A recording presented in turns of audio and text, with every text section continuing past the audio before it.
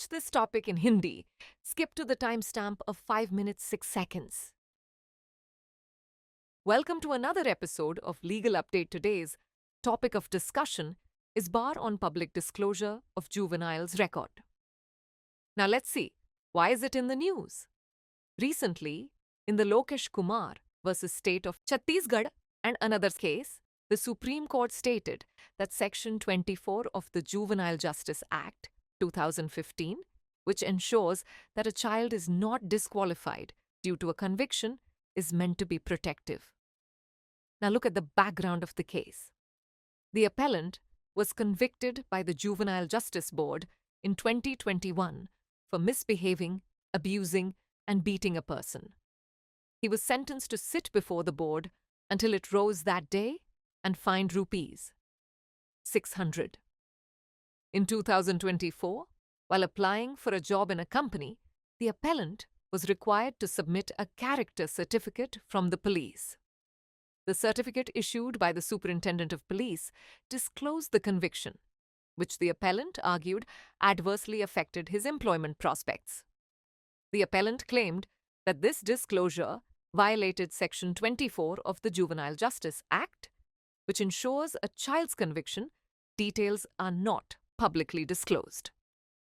The High Court dismissed the appellant's petition, advising him to challenge the conviction in a competent court, leading to the current appeal in the Supreme Court. Court observations are as follows. The bench of justices. Vikram Nath and Sandeep Mehta, that Section 24 of the Juvenile Justice Act 2015 is protective in nature, ensuring that juveniles are not disqualified due to past convictions. The court highlighted that the Act aims to rehabilitate and reintegrate juveniles, free from the stigma of their past. The court found that the High Court erred by dismissing the appellant's petition, as it overlooked the Act's intention to prevent lasting disqualifications. The juvenile's conviction should not affect their future prospects, as per Section 24 of the JJ Act. The court quashed the appellant's character certificate mentioning the juvenile conviction and ordered all authorities to refrain from disclosing such records in future verifications, ensuring no disqualification arises from the juvenile conviction. Now let's discuss about Section 24 of the Juvenile Justice Act 2015. Section 24 of the Act deals with the removal of disqualification on the findings of an offense. It ensures that a child who commits an offense and is dealt with under the Juvenile Justice Act will not face any disqualification due to the conviction, regardless of other laws. However, this provision does not apply to children above the age of 16 who are found to be in conflict with the law for heinous offenses. The board must order the destruction of conviction records after the appeal period or a reasonable time, except in the case of heinous offenses, where the records are retained. The section is designed to erase a juvenile's criminal record completely, preventing past delinquency from affecting their future prospects.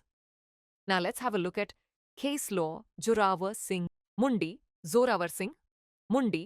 versus Union of India and others. 2021.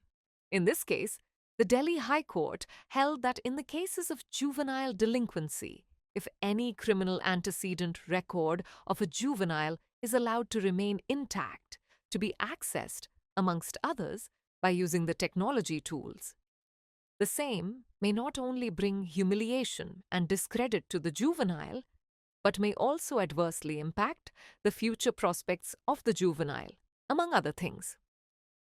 Before we leave here is a question for you. Who is excluded from the provisions of Section 24 of the Juvenile Justice Act 2015?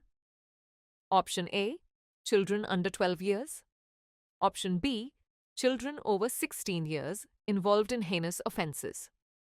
Option C, children above the age of 18. Or Option D, children with no criminal record. Share your answers in the comment section. Thanks for watching.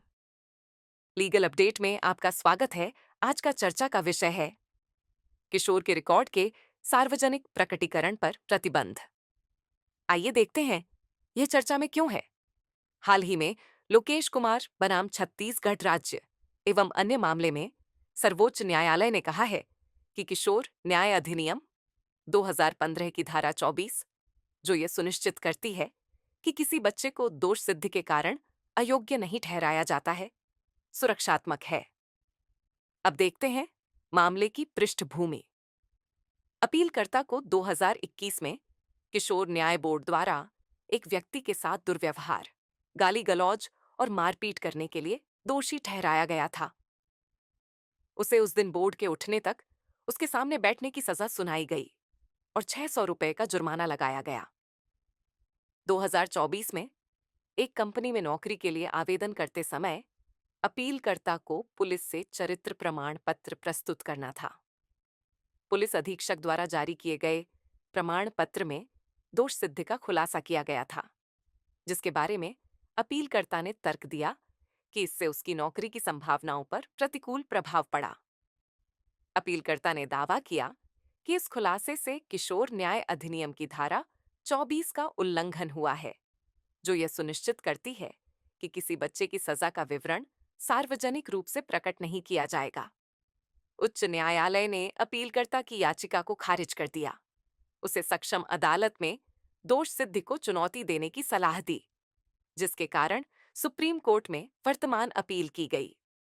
अब जान लेते हैं न्यायालय की टिप्पणी। न्यायमूर्ति विक्रमनाथ और न्यायमूर्ति संदीप मेहता की पीठ ने कहा, किशोर न्याय अधिनियम 2015 की धारा 24 सुरक्षात्मक प्रकृति की है, जो यह सुनिश्चित करती है कि किशोरों को पूर्व में दोष सिद्ध के कारण अयोग्य नहीं ठहराया जाए।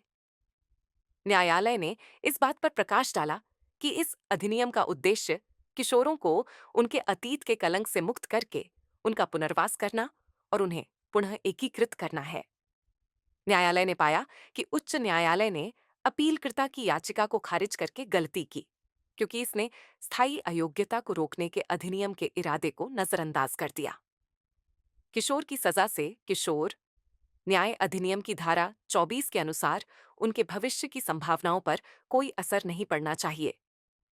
न्यायालय ने अपीलकर्ता के उस चरित्र प्रमाण पत्र को रद्द कर दिया, जिसमें किशोर दोष सिद्धि का उल्लेख था, तथा सभी प्राधिकारियों को भविष्य में सत्यापन के दौरान ऐसे अभिलेखों का खुलासा करने से बचने का आदेश दिया, ताकि यह सुनिश्चित किया जा सके कि किशोर दोष सिद्धि के कारण कोई अयोग्यता उत्पन्न न हो। आइए अब जानते हैं किशोर न्याय अधिनियम 2015 की धारा 24 के बारे में। अधिनियम की धारा 24 किसी अपराध के निष्कर्ष पर अयोग्यता को हटाने से संबंधित है।